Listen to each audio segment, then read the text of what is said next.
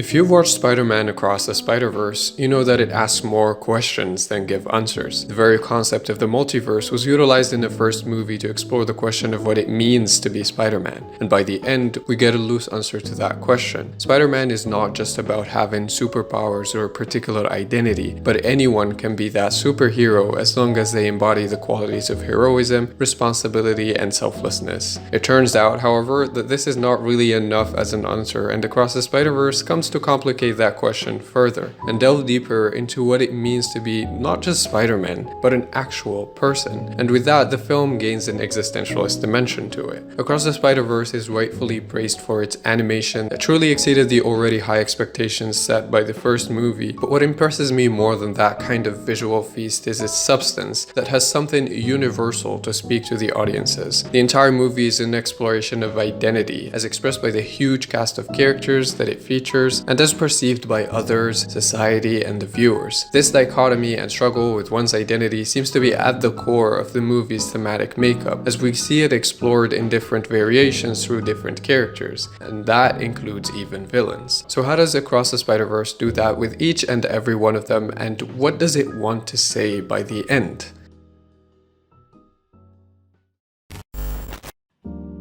To no one's surprise, the question of identity is heavily explored first through Miles Morales, as he's the main character. This exploration manifests in the conflicts that he has to overcome, which are a continuation from where we left off in the first movie. Miles, unlike any other character, has to go through a lot. There are many areas he needs to identify himself in. He constantly has his identity as Spider-Man questioned and challenged, and Into the Spider-Verse has already explored that, along with his struggle with how he can fit as a student and as an artist, as a nephew, and as a friend. And now, Across the Spider-Verse spends a lot more time on his family dynamic. A good portion of this film features his parents and exposes us more to his family environment. We learn that Miles' vision of himself is at odds with that of his parents. It is a struggle that we see happening on both sides. Miles seeks to find a balance between his life as a superhero and as Miles himself, a student and a son. But the conflict doesn't just stop here. He also finds himself challenged in terms of what he wants to do with his studies, where he wants to go to college, and what he wants to do with his life as a whole. This is a struggle that isn't that uncommon to see in movies. It's easily relatable to many viewers, but because of the time this aspect of Miles is given to develop, it strengthens the movie's core conflict. Since it parallels what happens on the superhero side of Miles' life, it becomes easier to resonate with, as out of touch with reality as it might sound. You learn that there is something deeply human about what it means to be this fictional superhero. What also makes the showcase of the family dynamics interesting is how the parents' characters are well fleshed out. They don't exist just to show Miles' conflict, but we get to see things through their perspectives as well. We see how his father genuinely struggles with what to make of his son and deal with the conflicted feelings of pride, disappointment, and worry. These are not your typical stubborn and rigid parents. If you actually put yourself in their shoes, you can easily sympathize and see where they're coming from. Miles' mom shows an even more complex approach to their relationship and rebuilds a bond with her son that sits somewhere between her need to protect him and also give him his own space and freedom. These dynamics contribute a lot to Miles' growth as a character, since they give him a lot to work with when it comes to making sense of his identity.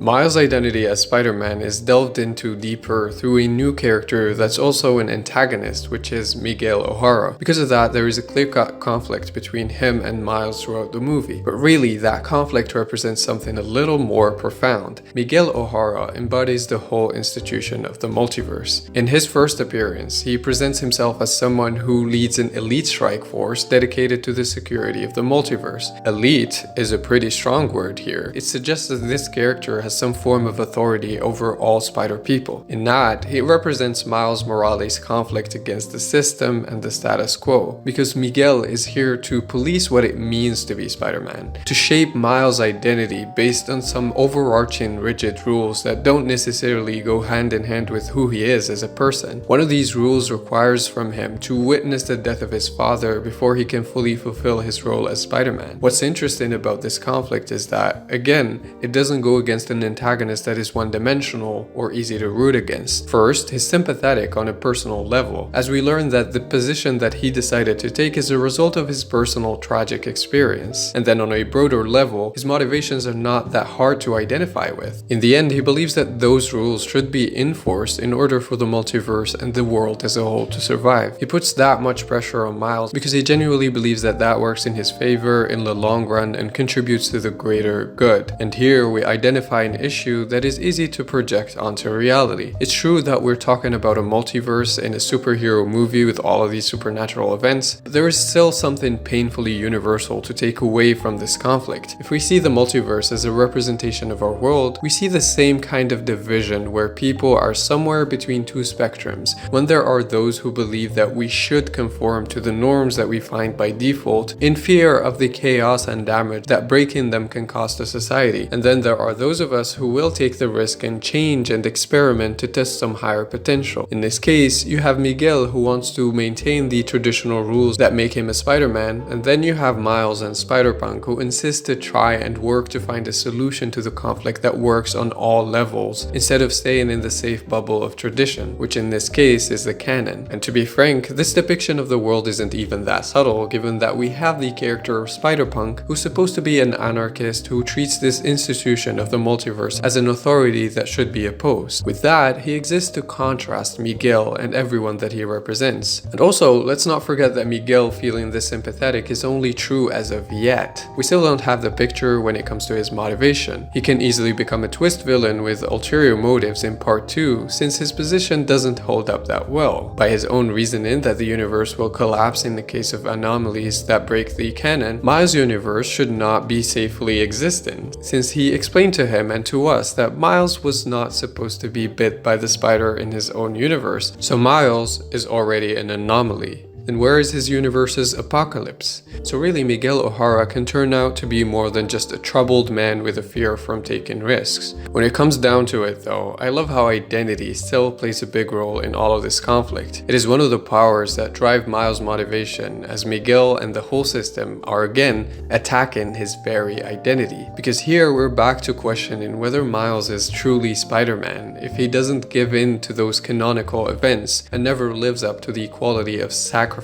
that seems to be necessary to make him Spider-Man, even in the scenario where he abides by these conditions. Would that still make him Miles Morales? Can you be your own self when your identity is shaped by some form of authorial entity and your life is technically predetermined to go a certain direction? This is a dichotomy that the movie seems to be grappling with. Identity as expressed by the self versus the version of it that is imposed by the outside world.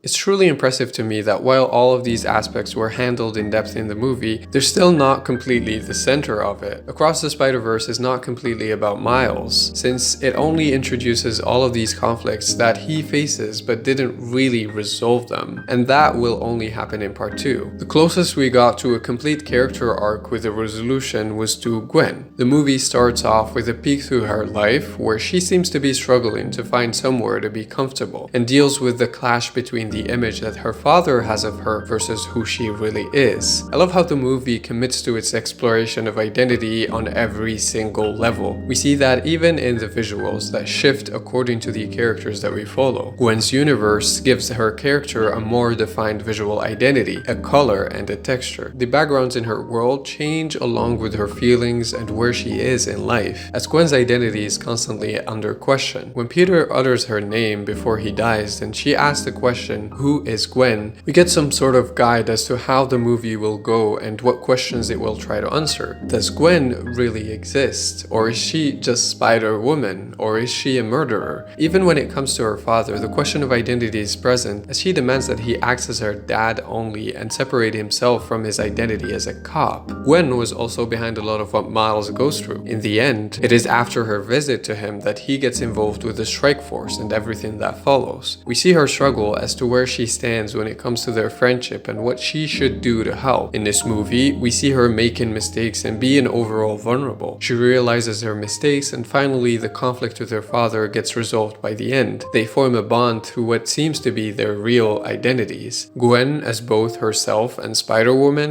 and her dad as her dad and not a cop. And with that, we have our resolution. This is why Across the Spider-Verse isn't really a half movie. It is complete if you think of it in terms of the first issue and conflict that it established at the very beginning, which is that of Gwen's.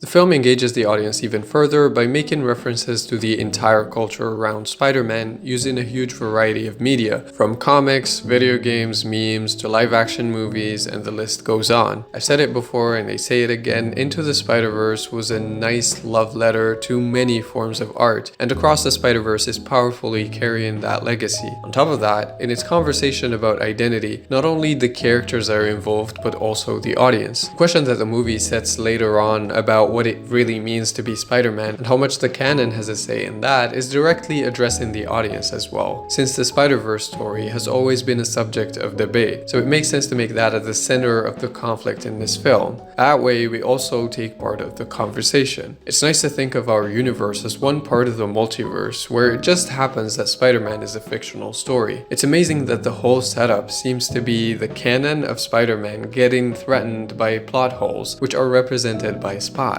a villain that speaks to the core theme of identity in his own right. His entire conflict is the result of an event that caused him to lose his face and every feature that makes him a recognizable human. So with that, he lost a huge part of his identity. I love that that happens through a bagel. This is an incredibly beautiful coincidence that feels like a nod to Everything Everywhere All at Once, another movie about the multiverse that puts under question what it means to exist by using a bagel as a symbol. It's nice to see it pop up again with a character that is basically just holes, reminding us of emptiness and meaninglessness. Both of these films are masterpieces because in addition to providing you with 2 hours of compelling visuals, engagement, and pure entertainment, they also give you a lot to sit with and think about. Thank you so much for watching. If you liked this video, give it a thumbs up and subscribe to this channel if you like the content here. Now I've got to say goodbye and see you in another video.